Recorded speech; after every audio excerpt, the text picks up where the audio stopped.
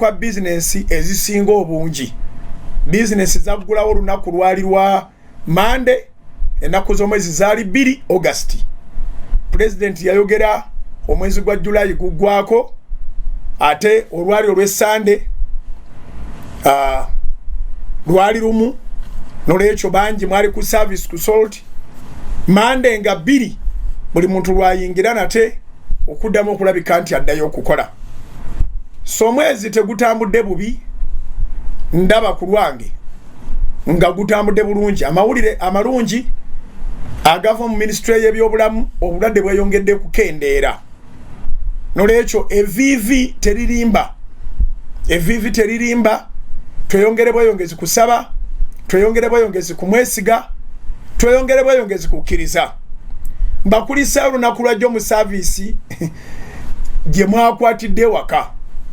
Mwebale okwongera okukinyweza ekyokweteekerateekera ewaka, ne mwambala bulungi, ne mulabika nti mwasimbudde okugenda ku kyaki, naye ate nga mwasigadde awo ewaka wammwe mwakwasawo Mukama ebeere ennyumba ye kibeere kifo kye. Nabagamba ku Sunday eri va kwene wedera nazemu nenkyebaliza nti omuntu yenna bw'akwata ekintu kye n'akiwa Mukama, Mukama akimuddiza mu kigera ekisinga. Petero kyeyava akwata eryato n'aliwa Yesu. Yesu n'abulirira enjiri mu lyato. Bwe yamaliriza, newankubadde nga ennyanja literi mu byannyanja, n'agamba Petero nti kati kwata eryato lyo weeyongereko bali ebuziba osule omugonjo. Petero n'amugamba nti awo osonze wennyini, tewali byannyanja, ffe tuvubira wano era twasuzaawo. Naye olw'ekigambo kyo n'agenda. Petero n'agenda era n'akwasa ebyennyanja bingi nnyo. Bwe bumu ku bubonero Yesu bwe yakola obwatandika okumanjula nga buwuniikiriza ensi, okujja ebyennyanja bwe bitabadde. Omulunnyanja bw'akugamba nti awo tewali abakikakasa. Naye kubanga Yesu yayingira n'amaanyi ag'obwakabaka bwa Katonda awatali asaawo. Nkiddemu ekyo? Kubanga Yesu yayingira n'amaanyi ag'obwakabaka bwa Katonda awatali asaawo. Bye tuze tusomako wiiki ewedde, Yesu bw'agamba nti okukola emirimu gya Katonda kwe kuno, tukkirize ye Katonda gwe yatuma. Nga tutaganjula ono gwe tulina okukkiriza yaani ebyaddala. Twakizuula nti mwana wa Katonda, tuzudde bingi, si bye njagala nziremu kati, kasita ogoberera services era ogoberera nkyawa. Naye bwe nzirayo ku kyembaddeko, mwe mwenna abawaddeyo amayumba gammwe, ate ne mweteekateeka olweteekateeka olwo lunene olw'okukkirizanga Katonda akolere mu nnyumba zammwe, ate ne mweteekateeka ne mugamba tuli mu service wadde tuli waka. Mukama akibabalire, abakole bulungi, ebiro nga biweddeko ebyokusabira ewaka. Munaalaba amaka gammwe Mukama kyanaagakolamu. Abali ewafunda nga mwawaawo Mukama Katonda agenda batwale wagazi. Abali n'ennyumba wadde mwazimba zammwe naye nga bwe muli wafunda, Katonda agenda batwale wagazi. Binono byenjogera bitwale. Abali n'ennyumba nga zibaddemu ekyetaago, nga mubaddemu ekizibu, Katonda agenda kikolako. Mwebala okweteekateeka kwe mweteekateeka olw'Essande, ne mwambala bulungi buli kimu ne mukikola, ne mutuula ne mugamba Mukama amaka gaffe tugakuwadde. Mu kaseera ng'ennyumba yo nzigale, eno kebere ennyumba yo. Waliwo omukazi ayitibwa omukazi Omushunamayiti, omukazi Omusunamu. Ye yasembeza Erisa n'agamba bbaawe, naye omusajja ono musajja wa Katonda, tumuteekereyo ekisenge ku nnyumba yaffe. bw'anaabanga afudde emirimu gya Mukama anaawummuliranga wano n'alya n'anywa ne yeebakamu waanaaviiranga ate yeeyongereyo. Elisha n'awummuliranga ew'omukazi Omusunamu okutuuka lye yakizuula nti naye wano waliwo abooluganda, waliwo omwami n'omukyala, naye omwana waabwe yennyini sinamulaba. N'atuma omuddu we Gekazi agenda alaba obanga mu maka ago mulimu omwana. Gekazi n'agamba bagagga naye tibalinawo omwana.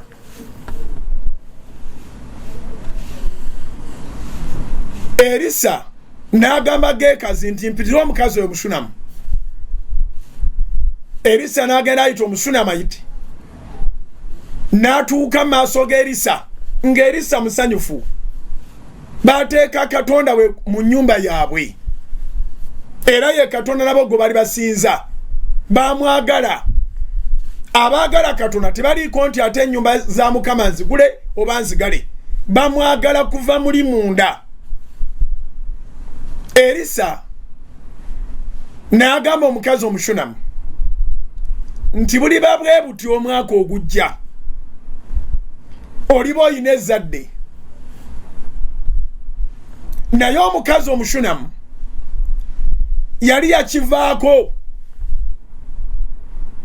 Waliwo abantu abaagala Katonda nga tebamwagala lwa bintu, nga bamwagala lwakuba ye Katonda waabwe. Katonda okuba Katonda wate nga mukwano gwo kikumala. Naye ate atugamba tumusabe. Naye ate n'atugamba nti mu biro ebituufu buli kye twagala tujja kukifuna. Kale bino bye byali ebiro ebituufu ebya Eshunamayituman. Elisa n'amugamba nti buli banga kampegaano ng'oyoosa. Omukazi n'amugamba nti owa kwegayiridde tolimba mudduwo, tolimba muzaana wa Mukama, kubanga nze Katonda mukwano gwange ampadde buli kintu kyonna era semulugunya. Eky'omwana nakireka. Ndowooza tusomeyo abamu bwe tuba tuzze mu puroguramu ngazi n'emisingi oba mu njiri mwennyini bwe tuba twogera abamu bamuga nti oba biri ludda weebyo owuliranga sitole, kubanga Bible teyettaniddwa nnyo mu kusomebwa. Abantu balina amannya amakristaayo nga balina PhD nga tebalina koota ya knowledge ya Bible, naye nga sheriffs nga bazikulaga mu ofiisi ye, lawyer oba omulamuzi ng'ebitabo byonna ebirimu yabisoma. Era emboozi z'abalamuzi, emboozi z'abaasoma zonna ziri mu quotes. Zonna ziri mu quotes. Akubuza ekitabo ogundi wakisomako, gundi yagamba era bw'oba tewenywezezza tonyumya na baasoma, kubanga emboozi yaabwe oteekwa okuba nga nawe olina ky'oteekayo, waakiri oyiwawo kinu wakyebe. Naye basoma ebitabo naye bagambe nti Bayibuli ate nga yerimu obulamu buno n'obulamu gye tulaga, naye tebagirinaako idea abasinga obungi. Bw'abanga aleese quoting eva mu Bayibuli era akuba disclaimer nannyonnyola nti Bayibuli sigimanyi nnyo, naye mpulira nti egamba I'm not too conversant in reading the Bible or conversant with it, but I hear the Bible says that they shall see them by their fruits.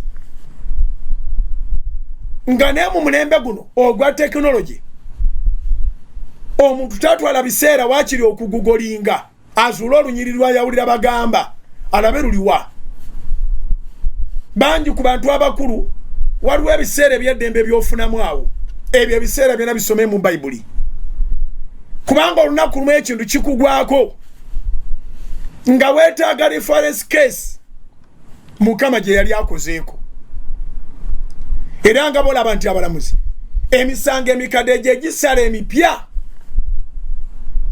buli musango gubako cases nyingi ezabaawo kyobala bolusi twamulugunya nti abalamuzi baluddewo okusala naye buli nsala ebeera president wangi buli nsala ya musango eba president ebejja kuleetebwa emyaka gyonna so eno mu Bible buli ekyabaawo kisobola okubaawo.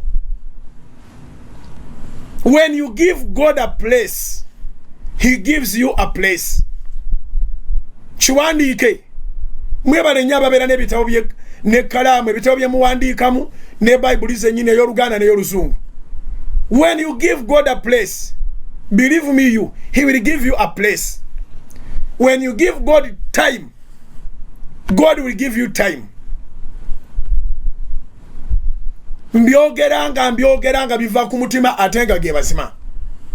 Now let's go together in the book where there is that Shunammite woman. 2 Kings. Basekabaka ekyokubiri.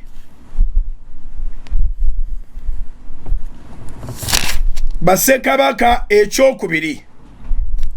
Esula 4. 2 Kings chapter 4. Bajitutereyo ku TV. 2 Kings chapter 4. Mbaniriza mu wiiki empya ate wiiki egenda okubanga yesembayo. Mbaniriza mu wiiki empya ate wiiki egenda okubanga yesembayo mu mwezi gwa August. Today is Monday. Njagala tulabe kubanga ono August bwagwako September naye bw'anaaba aweddeko. Then batugamba nti mu nnaku 6 awo balyoke bali viewinge ekanisa zidemu zigulwewo amasinzo gagulwewo oba tigagulwawo. But the fact is it is even overdue kubanga kasookedde baggulawo ebikuubo ekikuubo paaka akedizi biki tewanabaawo balwadde bakwatibwayo ne baga nti abalwadde babajja wali kubanga abantu bakuŋŋaana ate distance zaabwe tuzimanyi ekibakuuma kunaaba mu ngalo na masiki naye tuwali distance mu kikuubo naye tibanabaawo ku balwadde be bayoolayo. Kyetulina nsonga yonna kati gye tuyinza kuwa Katonda ng'eggwanga egaana amasinzizo okuggulwawo waakiri gakole ne 50% kubanga 100% kitegeeza nti tewali distance. 50% kitegeeza nti buli bamu bajja kukozesa ekifo kyabwe n'obwegendereza naye ke kaseera ekkanisa eberenge eggulwawo. Naye kyenjagala okulaga nga tena ggulwawo gw'osobola okuteeka Katonda mu nnyumba yo era n'oweebwa omukisa mu ngeri ey'enjawulo. 2 Kings chapter 4 Bible egamba bweti. Olunyiriri tutandike n'olw'omunaana.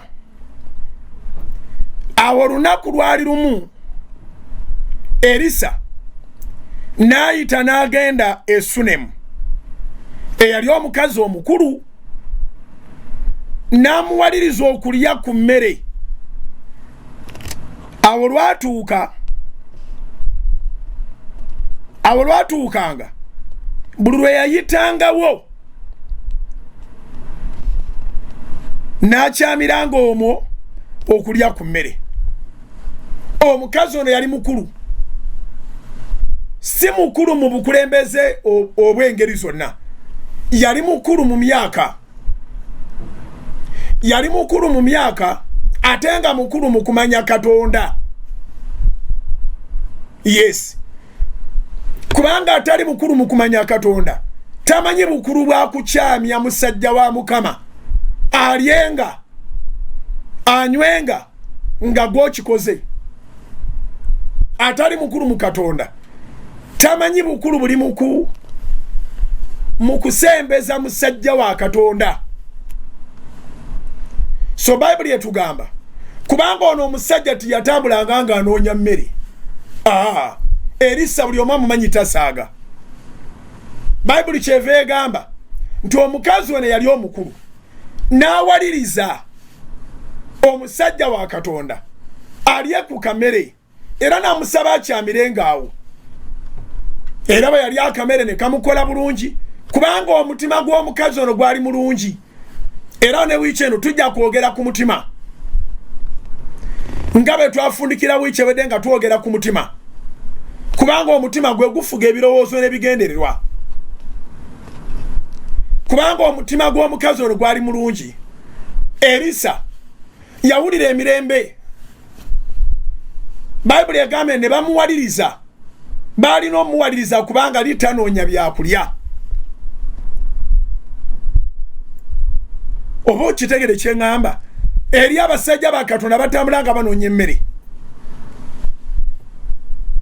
ne wabayo abasajja ba Katonda nga bw'aba anaalya ekintu kyo gw'olina okusala amagezi olabe bw'osobola okubanga omusajja wa Katonda ono omumatiza ofuna kyalya mu mukono gwo naye omutima bwe guba mulungi eyali awaliriziddwa obuwalirizibwa kati libeera ddembe lye ate naawe ne libeera ssanyu lyo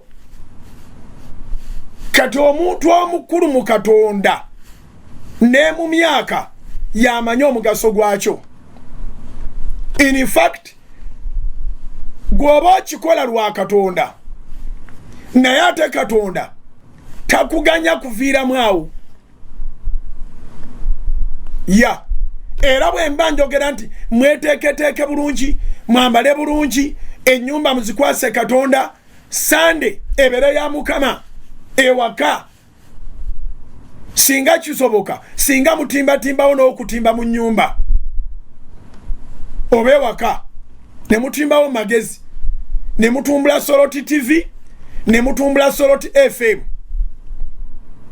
kubanga asinga ekitiibwa n'obukulu mu nsi agenda kukozesa ebifo byammwe oluvannyuma lw'okuba nti olw'endwadde ebifo bye byaggalwawo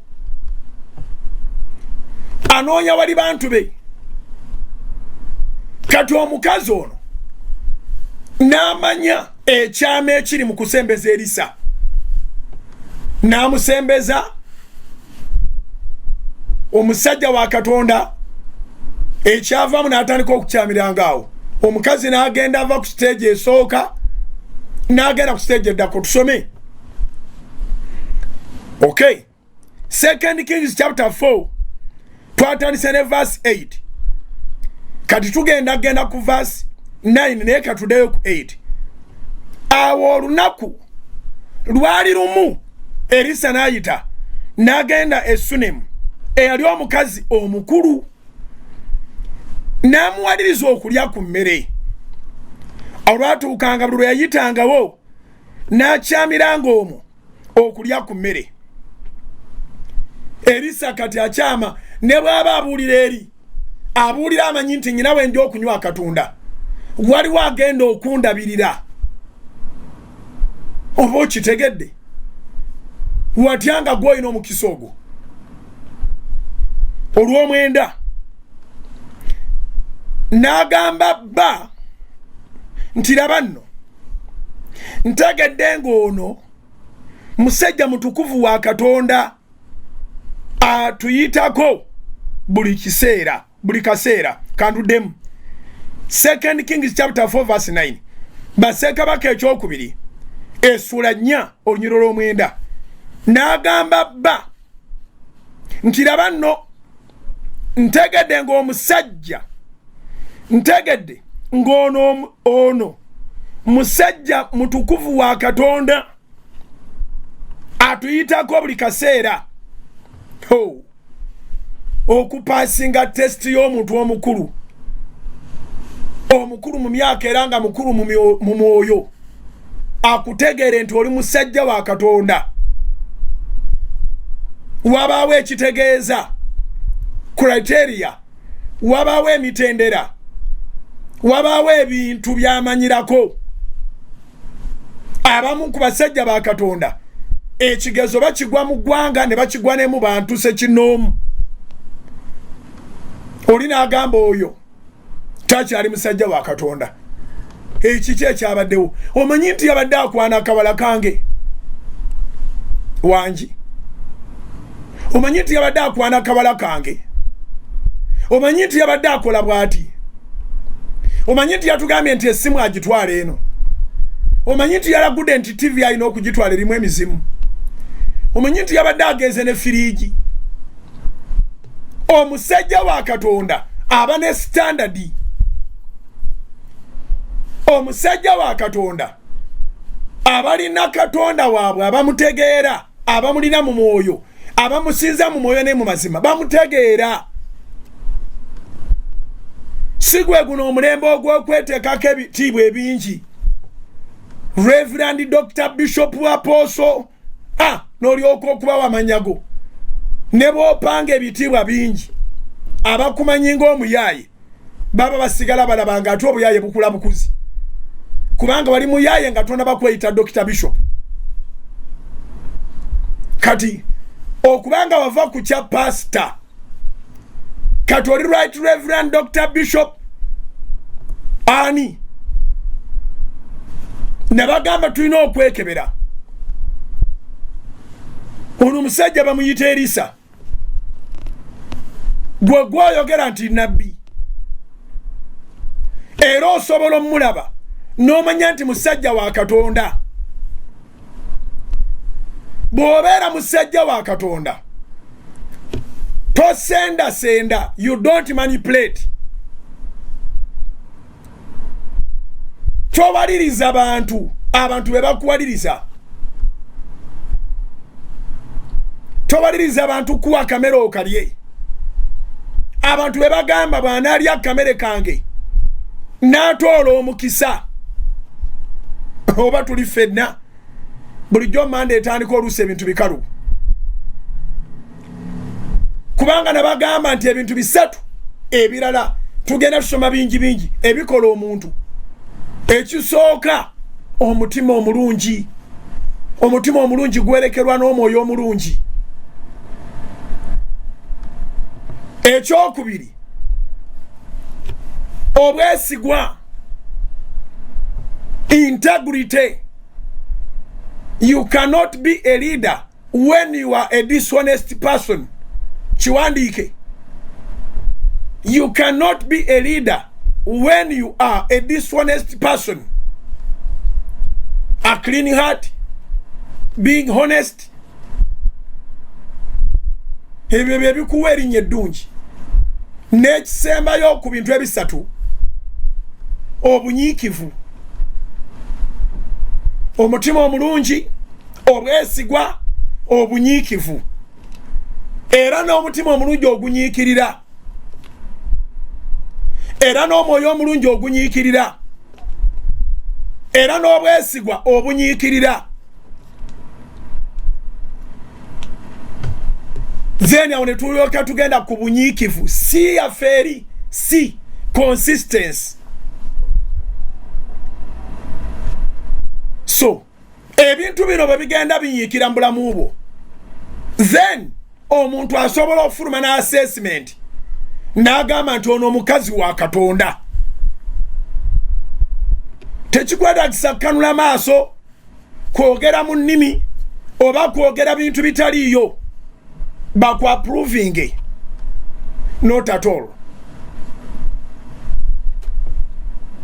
Ebikolwa byo bye bikwa-creditinga.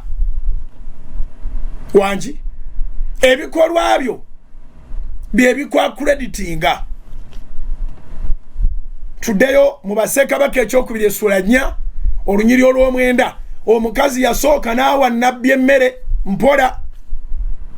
Nabbi naye n'atandika okukiwulirangamu emireme nga bw'aba akola akyamiraawo, n'alya n'anywa n'atema n'agenda ne yeeyongerayo n'enkya bw'atyo.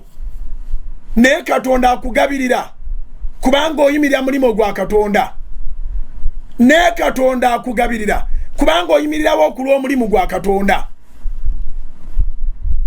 So musajja wa Katonda bw'aba akola nga bwe ndi mu kukola, naye nga gw'omu ku bantu be batalaba eri mu lukuŋŋaana eno ku TV, naye nga gw'omu ku abo abeesigwa ow'ekimu ky'ekkumi nga bwe kiteekwa okuweebwayo.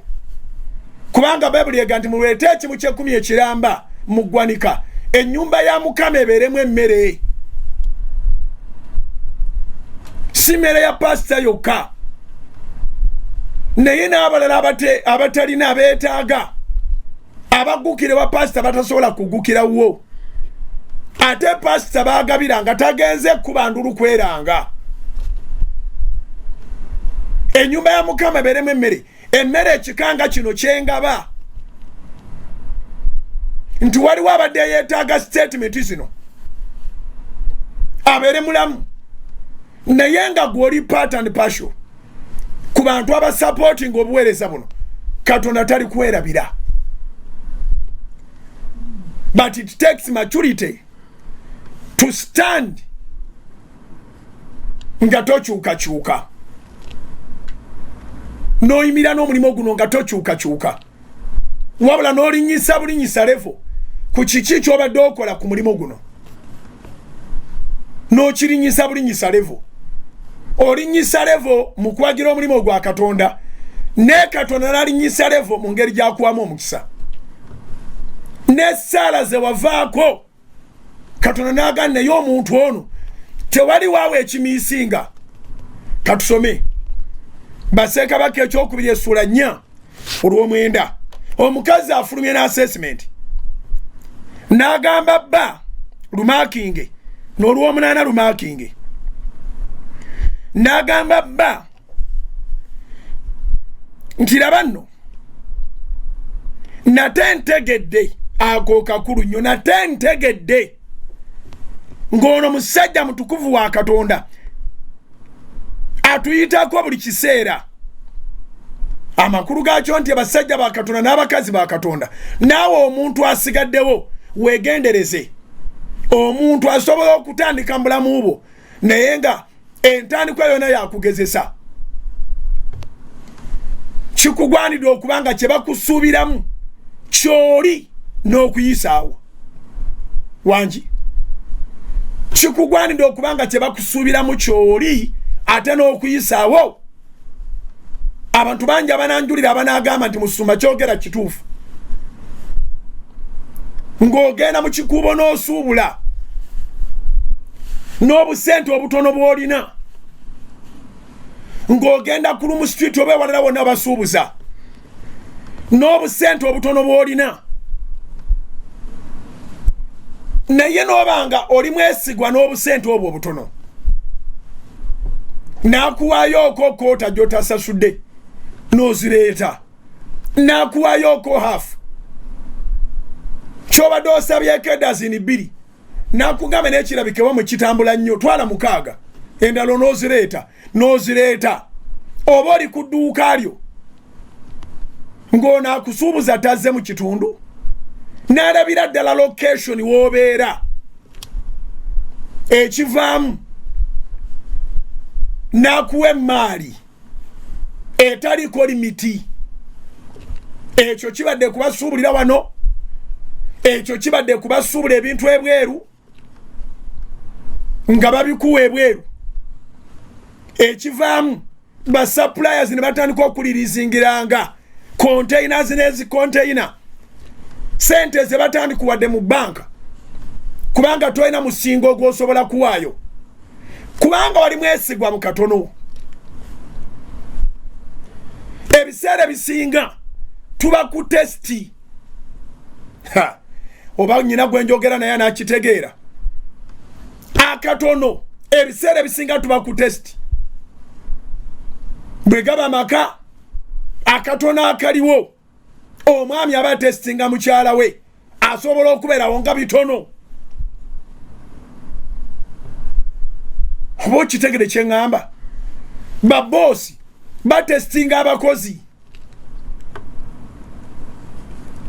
Oli yali atunyumiza n'agamba nti waliwo yali ayagala okubeera sekretary wa MD balanze ekifo bakigaba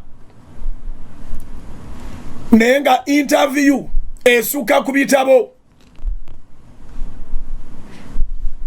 kakati nga buli ayingira okumuwa interview asooka kutwala obukasasiro bw'asanze awo empapula ezisaliddwa azitwala ekasasiro naye nga bategamu ak'emitwalo 2 oba ak'etaano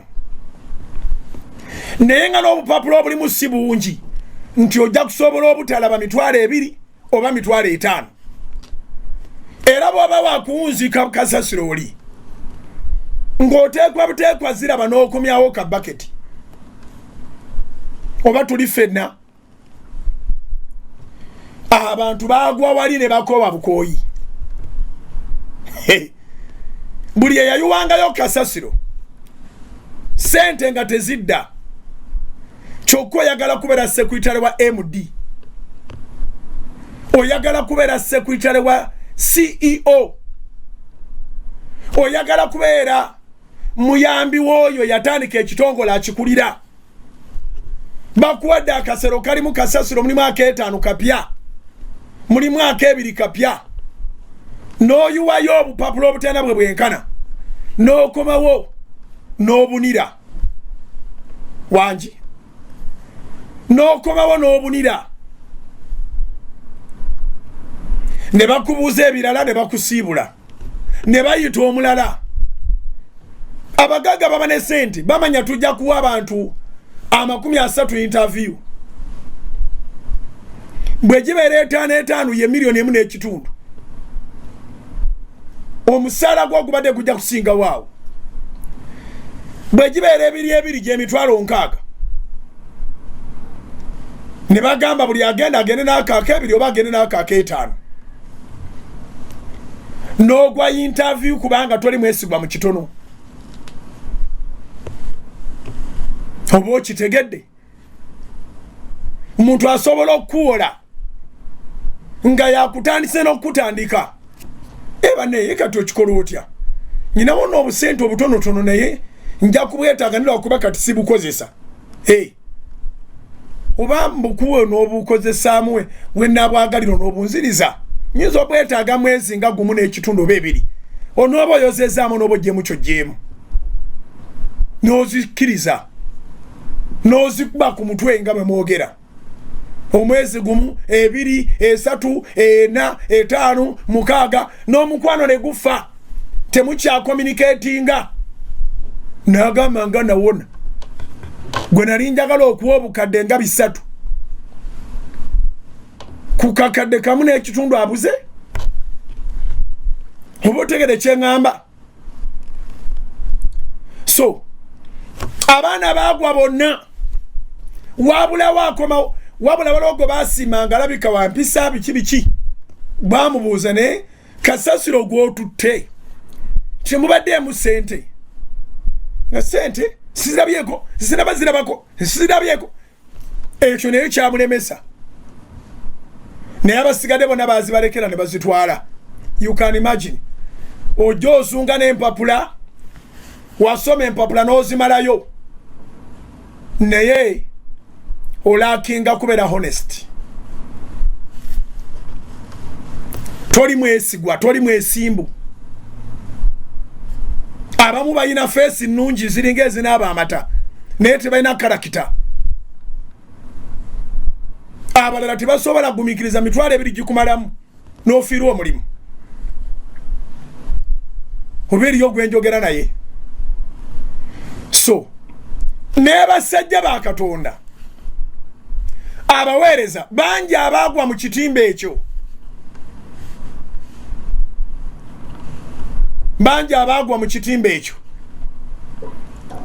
sijja byogerako nnyo kati njagala kwogera ku kiki ky'osobola okuganyirwa ng'osaza amagezi agakwata ku Katonda. Today tusome 2 Kings chapter 4 verse 9.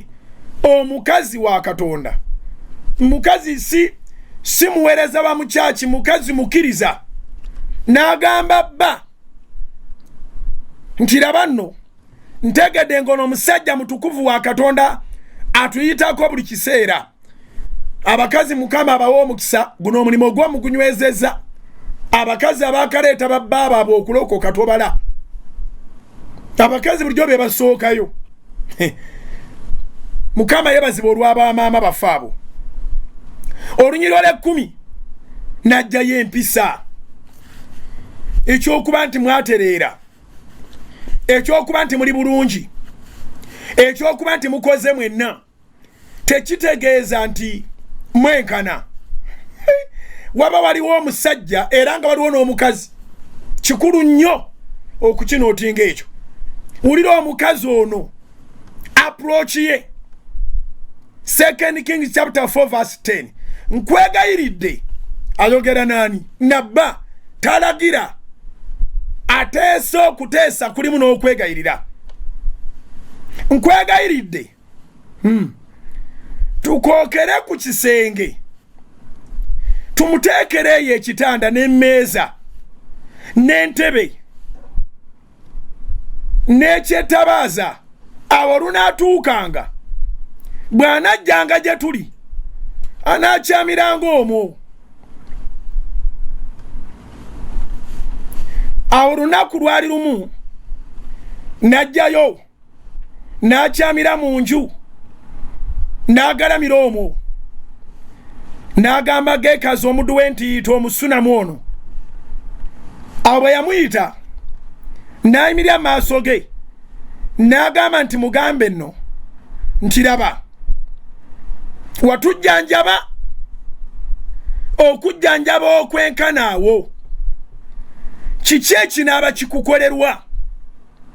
Oyagala nkwogerera eri kabaka oba eri omukulu w'eggye? Naddamu nti ntuula mu bantu bange nze. N'ayogera nti kale kiki ekinaaba kikukolerwa?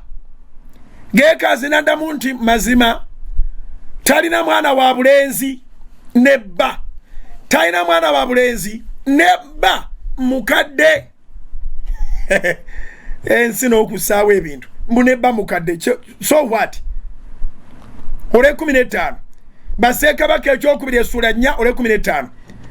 N'ayogera nti muyite. Bamuyisa akomyewo.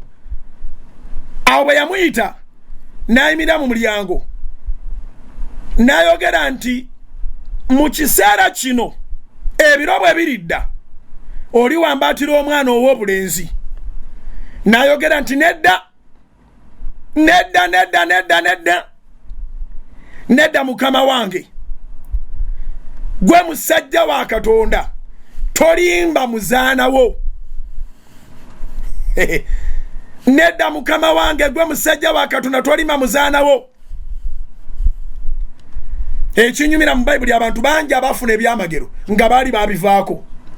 Nga bwe bagamba omusajja oli eyalwa ku kidiba emyaka 38 Yesu amubuuza oyagala okubeera omulamu? Ko Yesu nansuula mu kidiba wekibimbira eri mu Yokaana 5. Kati noono akadiye ne baba yina omukwano baagalana. Kakati omuga nti atakati agenda okuzaala omwana ow'obulenzi. N'agamba nedda tusome. Bassekabaka ekyokubiri essula 4 ole 16. N'ayogera nti nedda. N'ayogera nti mu kiseera kino olwatha ebiro bwe biridda oli wambaatira omwana ow'obulenzi. N'ayogera nti nedda mukama wange, gwe musajja wa Katonda tolimba muzaanawo. Omukazi n'aba olubuto eyabadde awakana. Musajja omukadde amutisa olubuto. N'azaala omwana ow'obulenzi mu kiseera ekyo ebiro bwe byadda nga Erisa bwe yamugamba. Ne bwe nsooka nkomaawo kubanga omukazi ono yasembeza omusajja wa Katonda, yasembeza Erisa n'aba nga aleeteddemu Katonda. Katonda ekyantutteyo manda eno kwe kutegeeza nti okubanga tusabira waka siroosi wabula kyekiriwo mu kiseera kino. Naye mmwe mwenna aba embracinga services okubeera mu maka gammwe. Solot Media nebanga yafuuka Solot Media mu maka gammwe. Katonda agenda kukola ku kye mwali mwavaako. Katonda agenda kukola ku ssala ze mwali mwasula mu busero. Katonda agenda kukola ku ekyo kye baali balowooza mbu gwe okivuddemu. Si ye njogera. Bagamba gwe okikoze eki okivuddemu.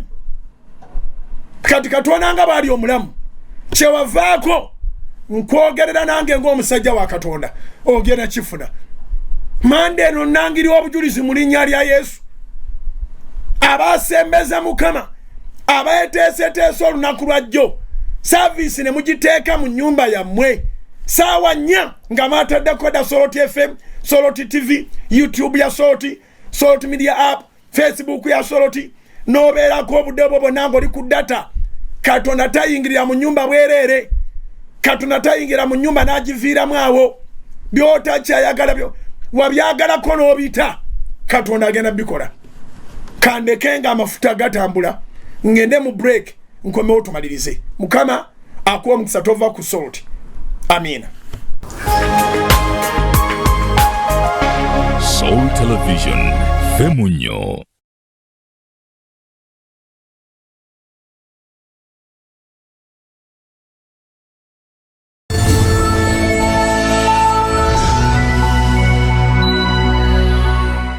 Erinnya lya Mukama Yesu Kristo lyebazibwe abooluganda. Mukama yebazibwe atukuuma, Mukama yebazibwe atulabirira, Mukama yebazibwe atugabirira, Mukama yebazibwe atulwanirira. Yebazibwe oyo atuwa omukka ogw'obulamu. Yebale kubakuuma, yebale okubakuuma abali ewaka nga temuvaawo kubanga n'emirimu jaggalwawo. Yebale okubakuuma abava ewaka abagenda okubaako kemuyiiya, amakampuni abamu gakyabakkiriza okubanga mugenda ne mukola. Yebale Mukama abakuuma amagenda ate n'amadda yatulabirira. Yebale abakuuma naddala mmwe be baagamba nti muli ba essentials abayina emirimu nga gikyakolebwa n'akukuuma n'ovaayo nga tokwatiddwa bulwadde buno. Erinnya lya Mukama lyebazibwe. Mwebale abakwata essaala, tukwate essaala, tugenda kuwangula embeera eno. Mu kaseera katono Katonda agenda kuba atuwangulidde, ffenna be tubeera mu mwoyo gwe gumu ne tugamba nti apaana endwadde katugiroopa eri Katonda omuyinza w'ebintu byonna. Kiseera kijja kutuuka nga abadawunisayizingibwa nga ne mumukomyewo makampuni okukola. Kiseera kijja kutuuka nga abaggalirwawo mwenna mukomyewo okukola. Tusaba Katonda atugulirewo eggwanga. Ensonga nendeese ensonga nkulu. Bannaffe bangi bagenze naye ffe tukyali balamu. Bwe tuba tukyali balamu kitegeeza wakyaliwo ebyokukola. Soroti Media egenda maaso n'okubaweereza. Soroti Media egenda maaso n'obatuusaako enjiri ate n'amawulire agagenda maaso mu ggwanga. Emikutu gyonna 6 17 Soroti FM Kampala, 98.2 Soroti FM Busoga, 102.6 Soroti FM Mbale, 97.5 Soroti FM Mubende, 9.3 Soroti FM Fort Portal, 95.0 Soroti FM Mbalala, kwogatta ne Soroti TV okuvira ddala ku free to air, ku StarTimes eya antenna, ku StarTimes eya dish, ku Zuku dish yayo, ku Azamu dish yayo, ku Go TV paka ku DSTV. Twasigala tugenda maaso. Lwaki ebyo byonna mbyogedde nga ngamba nti gwe alina endagaano ne Mukama era akyakola oba gwe basindika ewaka naye ng'omusaala gwo baguweereza oba mu kitundu oba mu bulambalamba bwagwo. Endagaano yo ne Katonda ginyweze. Ekimu kye eky'ekkumi n'ekiweebwayo kiweeyo ng'okijja ku ntobo y'omutima gwo.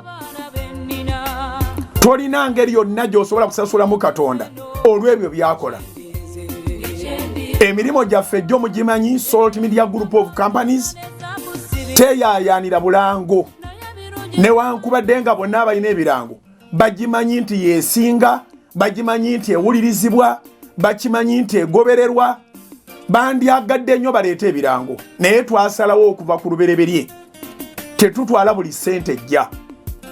Twekenneenya nnyo ssente ki gye tugenda okutwala era bwe tugitwala gwe tukulangira tukuwaaki. Kiki kye tuba tukuweereza? Ekyo kye tukuweereza ky'otusubiramu naffe okulanga gy'oli. Kireeta obulamu oba kikosa obulamu. So obulango obungi bubeera ku bbali ne tubugaana. tugamba katutambule mu ngeri eyo. House of Prayer, mikwano gya House of Prayer, mikwano gya Salt Media, bwe muwayo ebimu by'ekkumi n'ebiweebwayo bweto betudukanye emirimu egyo gyonna. Sayiti zonna nga bwe nzogedde, emikutu gyonna nga bwe njogedde, gisigala gisasula amasanyalaze, gisigala gisasula amafuta, gisigala gisasulira intaneti, gisigala gisasulira abakozi. Ffe titugobangako bakozi notatolo. Tubatwalako obutuuza abamu ne bakola nga bali waka, ate oluvannyuma abo ne bajja babadde wate nabo ne baddayo. Yenkola ndowooza entuufu, si ke kaseera okutuuka wano ne tugamba nti be tubadde tukola nabo bonna tubagobye kati ababadde bali emabega we ye yennyini abaana abeerawo atya. Nolwekyo njagala kusaba nti bw'obanga gwe osobola okufuna ebyenfuna nga bikyatambula bulungiko gy'oli, nyweza endagaano y'ekimu eky'ekkumi. Nzize kuwa engeri gy'osobola kiwaamu nga tokalubiriziddwa. Abasobola okgenda mu Centenary Bank nga Centenary Bank yeekuli okumpi, gye tukuŋŋaanyiza ssente za Pentagon, gwe gy'oba otwala ssente z'ekiweebwayo n'ekimu eky'ekkumi. Nziramu asobola okgenda mu Centenary Bank nga yeekuli okumpi mu ggwanga lyonna, eyo gye tukuŋŋaanyiza ssente ez'okuzimba Pentagon, gy'oba otwala tayisi kubanga ya akawunti ekuli okumpi. Wandiika akawunti oba ng'ogyerabiddemu oba ng'ogijjukira, twebaza Katonda. Akawunti eri manya ga House of Prime Ministers International eri mu Centenary Bank, tukuŋŋaanyizaako ssente za kuzimba Pentagon, naye bw'ebanga yeekuli okumpi nga gwe okyayinawo kacyansi k'okukola, endagaano yonna Katonda ginyweze. Bassebo ne bannyabo, ekimu eky'ekkumi omuntu ayinza olowooza nti kyandimuyiridde ssente zokka kubanga Mukama agambye okuggula bituli by'eggulu n'akuyira omukisa n'otabako na bbanga woguteeka. Naye n'okuba ng'otambula ng'oli mulamu munogoka abantu gye banogokamu, Katonda ddala abagguddewo eggulu n'akuwa obulamu.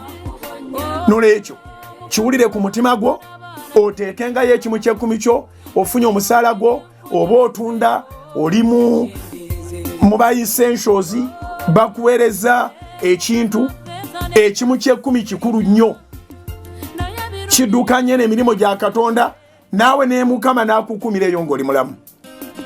So akawunti yaffe mu Centenary Bank eri namba 31 0 emirundi 3 6 00 6 1 eri mu manya ga House of Prime Ministers International eri mu Centenary Bank. Akawunti ey'okubiri obanga Absa Bank ekuli kumpi ng'olina ekimu ky'ekkumi oba ekiweebwayo, akawunti eri mu manya ga House of Prime Ministers International eri mu Absa Bank, eri mu Uganda Shillings, eri akawunti namba 600 297 680 emu. Njiddamu akawunti eri mu Absa Bank mu manya ga House of Prime Ministers International ya Uganda Shillings, eri akawunti namba 600 297 680 emu. Oyinza ogamba nti nze njagala kuwa kimu kya 10 naye ate kiri mu $.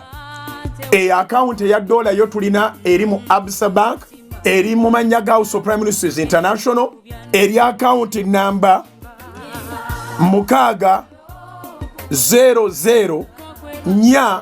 479 3410.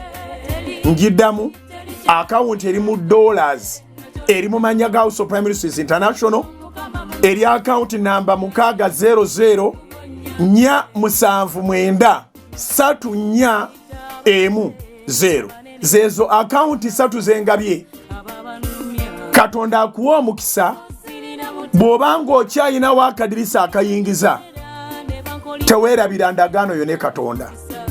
Ne Katonda anaatuukirizanga bye yasuubiza. Ffe abasobola okubaako ke tukwasa tubere beesigwa n'ebimu by'ekkumi n'ebiweebwayo, ate nga bwe tusabira bannaffe, nga bwe tusabira eggwanga liddemu lyeggule, buli muntu asobole okuba nga addamu okuba ng'akola. Teweerabira nti ako okoofisaawo gaba nako n'abantu abalala. Katonda wa Ibulayimu ne Isaaka ne Yakobo mu linnya erisinga amannya gonna erya Mukama waffe Yesu, ekigambo nga bwe wakitadde ku mutima gwange nkibuulidde abantu, era nakusabye nti okiteeke ku mitima gyabwe bakole kye bateekeddwa okukola.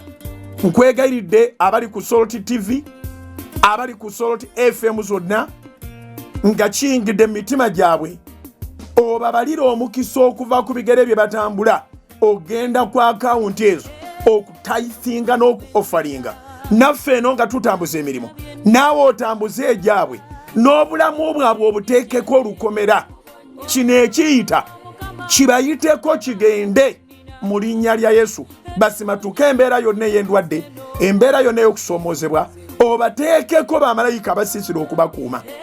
Si gwe oyogera nti abantu bakunyaga naye bakunyaga batya, n'ogamba bakunyagako ebimu eby'ekkumi n'ebiweebwayo, n'ogamba naye baleete ekimu ky'ekkumi ekiramba balabe bw'otoogula ebituli by'eggulu n'obayira omukisa ne wataba na bbanga we gulijja. Mu mukisa taata mwe muli obulamu bwe tulina. Bawo omukisa Mukama wange taata abo abakyasobola okubaako kye bayingiza. Tuggulirewo eggwanga lyaffe Mukama, n'abo abatalinamu wadde ekikumi nabo baddeyo bakole.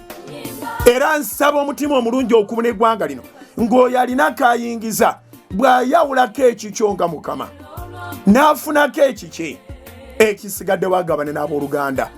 Nkirangiridde ng'omusajja wa Katonda mu linnya lya Yesu, otuwe obuwanguzi, otuwe obuwangaazi. Amiina. Mukama akuwe omukisa mu linnya lya Yesu. God bless you.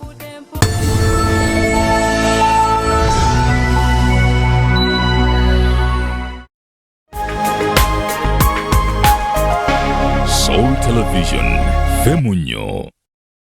Eyo mukulikireyo ddala mu kalango kaffe, tubasabira omukisa nga muwulira, era tubasabira omukisa nga temuwulira. Abali ku Salt FM mwenna, abali ku Salt TV, abali ku Salt Media App, abali ku YouTube ya Salt, namwe abali ku Facebook. Tubasabira omukisa. Mu kaseera bwe kati tetwandisobodde naffe genda maaso bulungi nga temukoze buvunaanyizibwa bwammwe. Mwebale abagamba nti nze buli nnaku 2 njala kutumirako omwami bamuyita Matiya ne bwesongereko linnya ddala adipositinga tithe ze n'obligation ze endala birabo biki byonna n'omukyala n'abaana yabayigiriza. Chaachi yeeyongedde maanyi ng'abantu bali waka waabwe, ave waka n'agenda ku mulimu naye ng'atambula ne Katonda, era n'atambula ng'akimanyi nti aliwo lw'amaanyi ga Katonda, n'akola byonna by'ateekeddwa okukola mu Katonda.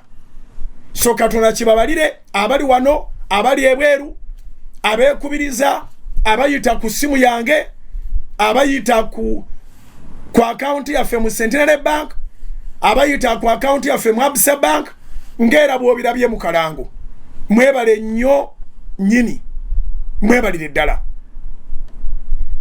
Era mmwe mwenna abasembeza Katonda mu nnyumba zammwe, bye mbagamba si lugero,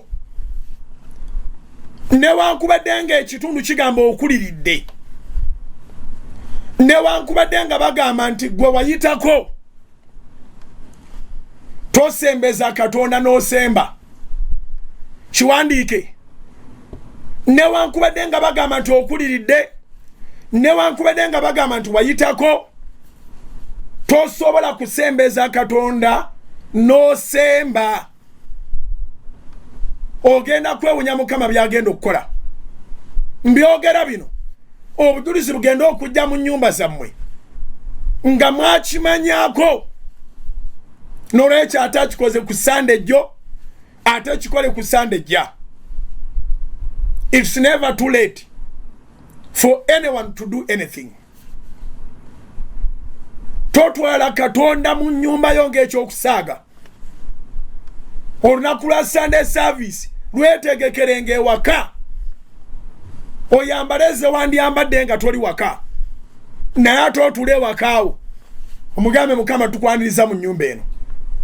Amagezi kyekigambo ekisinga obukulu kyobola bana bagamba bw'oba owasa mwabatana bakuwasa muve ku figa. Abantu bazigudde feesi zaabwe naye emitima gyabwe giddugala. Wangi abantu beemyudde bazigudde bakoze kye bayita okuzigula, kigambo kya Luganda nnyo kyewaffe Masaka.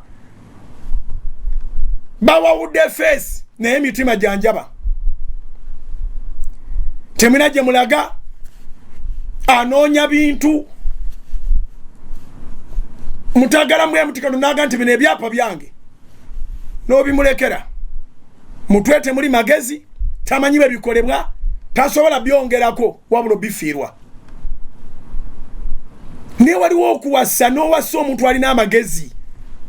Omukazi ono wa magezi bawa ali bize alina byakola naye n'ono ali bize naye alina byakola ng'ebimu ku byakola basaba ne bannyabo kikakata nnyo ku bamaama okunoonya Katonda mu maka. Oli heropa omusajja yatondebwanga mu nsi temuli muntu yenna ne bamukwasa emitawaana gy'ensi naye Mukama yagenda okulaba nga kisusse ekiwubaalo. Mukama n'agamba si kirungi omuntu okubeera yekka, n'amufunira omubeezi amusaanira omuyambi. Ono omusajja yali agenda kufa nga talabye ku mwana mulenzi naye maama yanoonya Katonda ekyavaamu nakkiriza nti ffe Mukama takyatuwadde naye ate mu kukkiriza nti ffe Mukama takyatuwadde n'ataleka Mukama n'asigala nga balaba omusajja gwakakasa ni musajja wa Katonda amubeerera omukisa. Abamu temukyasaba, abalala temukyagala kumanya mbu kubanga balina kyeweetaaga Mukama n'atakikuwa. Gwe tomanyi na biro, tomanyi biro, tomanyi biro. Ebiro bya Mukama nga tonafa biba tebinagwayo. Before you die, God's appointed time has never ended. Chiwandik. Before you die, God's appointed time has never expired. Obo kitegedde. So mukazi ono newankubadde nga bakyayina amaanyi tebaafuna baana tiyapowa wabula amazima ge gano mu buntu tulina ebitufaananya kuba ffena tuli bantu yakiteera Mukama. Eriyo kyosabira n'ogamba Mukama nkikulekedde ku mmeeza naye oli mukwano gwange asinga sikugeraageranya sikureplacinga. I don't compare you, I don't replace you. God in your life must not be compared, must not be replaced. God is irreplaceable. So you keep that relationship flowing. Mukwano gwo ne Katonda guleka gutambula gukulukuta. So mukazi ono newankubadde nga tiyazaala mwana mubba omukwano gwe ne Katonda gwasigala gukulukuta. Laba bwasembeza Nabbi Erisa Bassekabaka ekyokubiri essula 4 okuva ku lunyiriri lw'omunaana tugenda okutuuka ku lunyiriri olw'e16 olw'e17 nga yazadde dda. Yes, prayer request ezimu zeenoonya zokka bw'oba okoze ekyoteekeddwa okukola. Obudde bunzirukako Mande abantu bangi beesunga amawulire ga Soroti TV nange njagala baleka muwulire amawulire naye nnyina amawulire amalungi. Gwe kasita osigala ng'okoze ekyoteekwa okukola osigazanga amagezi newankubadde nga by'oyagala tonabifuna. Kansembeyo olunyiriri luno engero 16 njagadde nkulekera olunyiriri otosobola kwerabira. Proverbs 16:16 engero 16 lugamba beruti tugendeyo webalo wa TV otyo okufuna amagezi nga kusinga nnyo okufuna zaabu wanji okufuna amagezi nga kusinga nnyo okufuna zaabu weewaawo okufuna okutegeera kulondebwa okukira feeza kandusomeko ne mu luzungu ey'oluganda esigaleko ku TV Proverbs 16:16 anti owulira empapula bwe zibikkulwa mande eba enyuma ng'okedde kubikkula mpapula. How much better, Proverbs 16:16, how much better to get wisdom than gold, and to get understanding is to be chosen rather than silver. How much better to get wisdom than gold, and to get understanding is to be chosen rather than silver. Engero 16:16 okufuna amagezi nga kusinga nnyo okufuna zaabu weewaawo okufuna okutegeera kulondebwa okukira feeza. Nabagamba tulina ekigezo wano e Uganda abantu babagamba nti waliwo omusajja agaba amagezi naye waliwo omuntu akuta ebikutu ebya ssente. Mweronderewo mugenda wooli agaba amagezi oba mugenda wooli agaba ebikutu ebya ssente oba amagezi yandigasigaza. Abatutte ssente zibagwako abatutte amagezi gabakolera ebisinga ssente. Alozias Bugingo gegange Mukama kume nkwagaliza wiiki ennungi Monday kambateera amawulire ga Salt TV ate ne program lindirira eze ku Salt FM. God bless you. Have a blessed week. Soul Television.